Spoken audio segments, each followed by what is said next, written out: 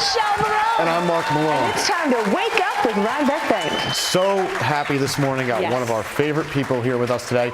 Really like part of the family at Rhinebeck Bank. Absolutely. And knows a ton about electricity. So we're going to learn a lot today. Really knows just about everything you want to know about electricity. And also, he's really funny. He is funny. I can't wait to bring him out. Here he is, Mr. Don Veith. President of Veith Electric. Welcome, Don. Hi, thank you. Thank you. Thanks for joining us today. Have a seat, please. Thank you. How are you? Very good, thanks. Fantastic. We're so happy to have you. How do you like the set?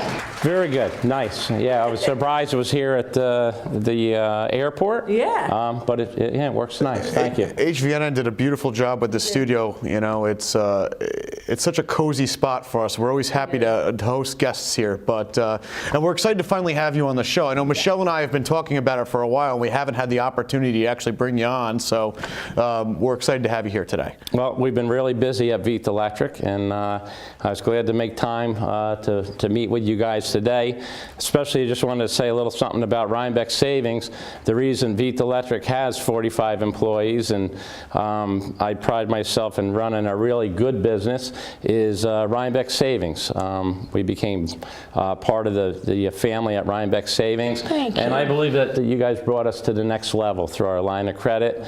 And we've got a fleet of trucks out there that are all, loans through Rhinebeck Savings. And we've been doing really good. It's been a pleasure banking with you guys. And I know you love working with Kevin Bennett, too. Yes. Well, we appreciate you joining us today and appreciate the words about Rhinebeck Bank. And, I think our viewers are interested to hear a little bit more about Veith Electric. I know personally when I'm driving around, I see vans in people's driveways. I see you putting up stoplights. I see you on big construction sites. So you guys do a lot of different types of work. We do anything from one outlet for a 1-hour job for Mrs. Smith that has to be repaired up to a new Mount Kisco Medical 2-story medical building. Wow. We have 45 installers at this point. They have different skill sets. So if it's a residential job, we have certain people that we send there. If it's commercial industrial, we have certain people that we send there. And like I say, we do anything from one outlet to $1.5 million job at SUNY New Paltz at the Sojourner Truth Library. Fantastic. How'd you get into the business? Well, I originally graduated high school in 1975 and was going to be a electrical engineer. Okay. I race cars and motorcycles. Awesome. Oh, That's fun. we need to talk about Don's garage later. Don's got a garage. Don's got a garage. He sure does. And I fractured my back and dropped out of Dutchess Community College. I only went there for a half a semester, and then found myself getting into the electrical field. And I always wanted to be, a business owner. And I worked for another contractor until 1985, when I got incorporated and started Veith Electric. Fantastic. So 1985. So we're just about 32 years. Yeah. 32 years, that's a long time. So, you had mentioned the bank financing before, but I'm sure it takes a lot more than that to grow your business. So what do you really attribute your growth to over those years?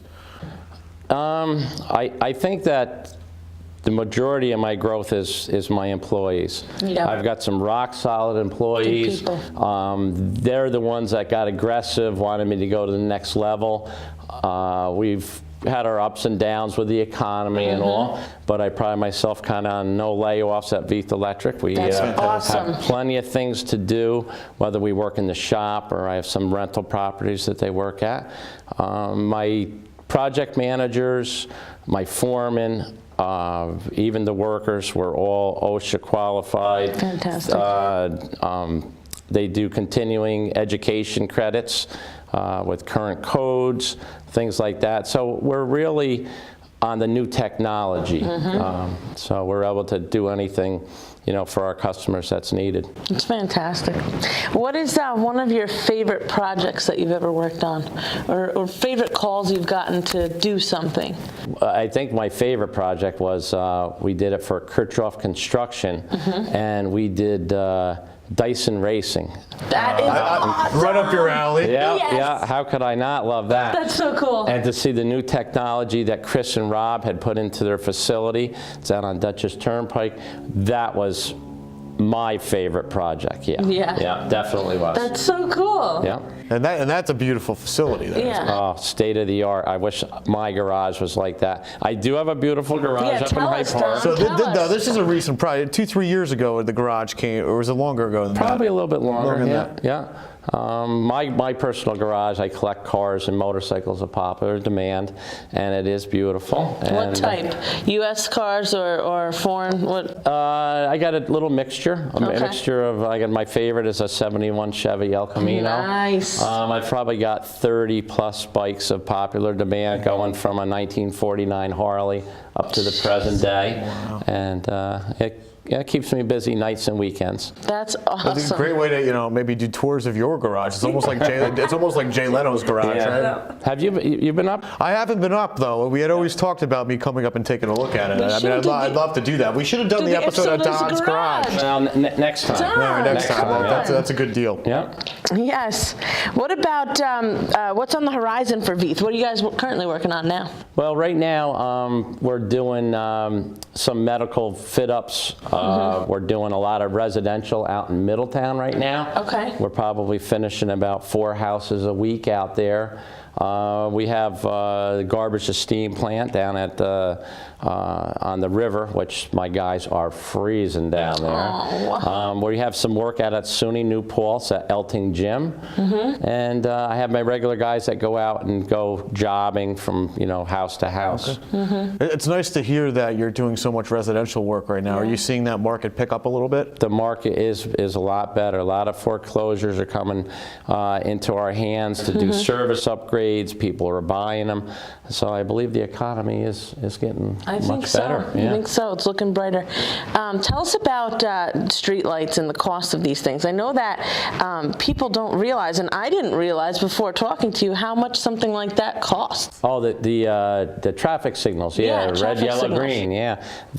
We do a lot of maintenance for them. We're presently doing all the maintenance for Dutchess County Department of Public Works for them. Wow. And one of those intersections, if you get messed up in your car, don't hit that big cabinet. That thing's worth like 10 grand. Wow. An average traffic signal for an intersection is probably about $100,000. Wow. So if you're pulling out of your yard and you say, or out of your road and you want a traffic signal, it's $100,000, investment for the town or city or Dutchess County, because they're all owned by different people. That's a big expense, but I see your trucks out there working on traffic lights quite a bit. Yeah, we were just down here at Jackson and New Hackensack. We had a little glitch there, and we put up a state-of-the-art microwave detector, because the loops that detect your cars underground, of course, go bad through the frost and stuff up here in the Northeast. So there's a new device, and if you New Hackensack and Jackson, you look at it, it's a little black box up there. It's a microwave. As you pull up to it, you'll see a little red light go on, and that's what makes the light change. I always wondered what told the light to change. Yeah, what does tell the light to change? So it's timing, but at certain times of the day they have... detection, yeah. And usually there's loops in the ground that you see, and when you go over it, the magnetic field of your car, the metal, will trigger the light to change. But as we know, frost, this, that, road elevations, when they grind the road, sometimes they hit that mat, and we have to go to these new microwaves. So the myth of honking your horn doesn't do anything. No. Okay. And you don't have to touch that little square thing. You just have to drive over it. You just drive over it. Because I'm always touching it to make it go quicker. I'm always like inching up, like, did I get, is the sensor seeing me? No, it's got you when you're on it. So outside of electricity, Don, you're also involved in Rebuilding Together, correct? Right.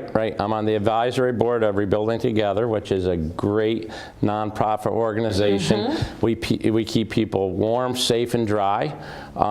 We did, I think there was 8 projects in the spring. We do it the 3rd Saturday of April, and we do another one in October. Veith Electric we try to do all the electrical needed for these projects, and it really is very fulfilling when you get done and help these folks out. It's a Great, It's a wonderful great. organization. It's great that you get fantastic. involved, and I see your name sponsoring a lot of organizations yes. out there as well. So Everywhere. that's really good. Well, that's going to make me go to heaven, I think. Good. Good. John, you got any jokes for us? I know you're Mr. Well, Jokester himself. You know, it's funny they say a joke, but it was no joke the other day there. I was down at the walkway bridge there, and I saw this big sinkhole. So I looked in the sinkhole, and it looked awful deep and stuff. So I threw a rock. I threw the rock in the sinkhole. It went right out of sight. I said, what the heck is that? There was a log there. I threw the log down in there. Went right out of sight. I said, boy, that's awful deep. Somebody's going to get fallen in there. So there was an engine block from Belmonte's. They threw it over into the bridge lock. I'm not a strong man, but I drugged that engine block over to the edge of the hole, and I kicked that engine block in. Gone, right out of sight. Unbelievable. About 5 seconds later, over at the tree line came one of those goats that they had eaten all the vegetation and stuff, and it had its head down, and it's running, and he's picking up speed faster and faster. He's going to buck me. I jump out of the way. The goat dives head first down into the hole. The goat head first down into the hole and right out of sight. I said, what the heck is going on with that, right? A couple minutes later, a guy from the Parks Commission comes over and says, hey, buddy, have you seen my goat? I had him chained to an engine block. Great joke, Don. Don's always good for a joke. Yeah. Don, we love you. You're awesome. Thanks so much for coming Yeah, thanks out. for joining us Thanks today. for having me. Appreciate it. I appreciate Yes. it. Thanks so much, Don. Nice to see you. And it certainly was a pleasure having me here today. Next time at your garage. Thank you. See you. Bye. It was awesome having Don Veith here, president of Veith Electric. It was great learning a little bit more about him, his business, and of course, hearing one of his famous jokes. Yes, and his garage. I can't wait to check that out. Absolutely. And you can check us out next Monday at 8 a.m. We'll see you then. Take care.